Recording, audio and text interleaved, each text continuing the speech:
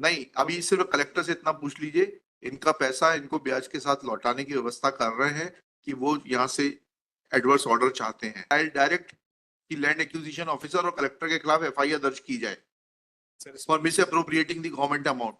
सिंगरौली में साहब मैं निवेदन कर रहा था। हाँ। डेट ऑफ सिंगरौली में खुला भ्रष्टाचार है। डेट ऑफ नोटिफिकेशन के बाद साहब वो लैंड बढ़ जाती पार्टीशन हमें नहीं मालूम है उसके बारे में, we are not concern with it. Law is very clear. 430 date of notification पे जो होल्डर है उसको कंपनसेशन मिलेगा, उसके बाद क्या होता है वी डोंट नो। ये सब बातें छोड़ दीजिए, कानून बताइए। आपकी सहमति से आज मैं आपके प्लॉट पे मकान बना लूं तो उसका जो है मैं मालिक हो जाऊंगा क्या? आप अपने को, आपको शराफत ये चाहिए थी कि आप अपनी गलती स्वीकार करते कलेक्टर साहब कि हमने भ्रष्टाचार किया और गलत आदमी को पैसा दे दिया है। 28/10/21 को ये ऑर्डर हो गया कि रेस्पॉन्ड नंबर 3 के नाम पर प्रतिकृत तैयार किया जाए। उसका एफिडेविट कहाँ है? कुछ पार्ट का नेक्स्ट R4 मान लो। हाँ, R4 में R3 की डेट है साहब 28/10/21। हाँ हाँ, R4 की डेट है 10/12/21। जी सर, यही समझना चाहते हैं ये ना? शपथ जब पत्र आपने दिया है। प्रतिकर पहले ही तैयार कर लिया और बिगर एफिडेविट के कैसे कर सकते हैं? 75 फिर से पढ़ लीजिएगा, सेक्शन 75 दोबारा पढ़िएगा। When there are several persons interested, if such persons agree in the apportionment of the compensation, the particulars of such apportionment shall be specified in the award, and as between such persons the award shall be conclusive evidence of the correctness of the apportionment. Apportionment किसके बीच में होता है? को sharers के बीच में होता है। तो ये बताइए, इनके रिलेटिव थे और इनकी सहमति से घर बना था। नहीं, ये सब बेकार की बात।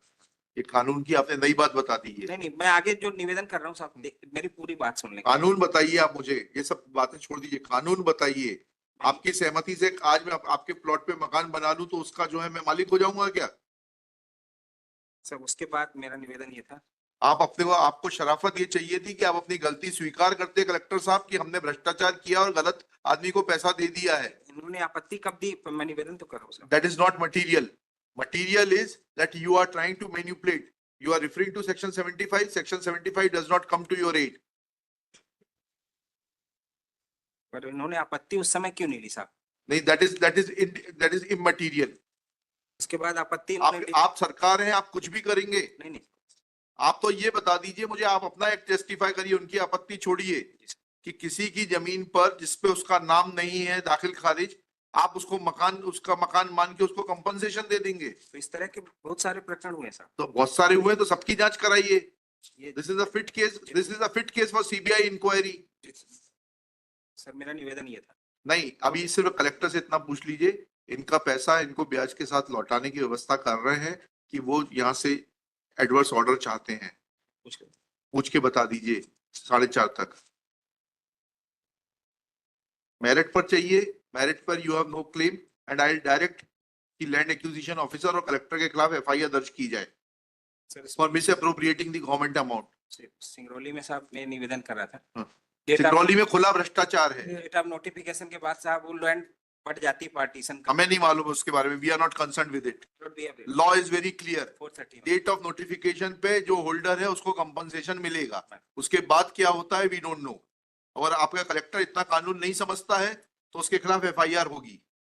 मैं बता दें 4:30 बजे बता दीजिए। इनका केस ले लीजिए वर्मा जी का।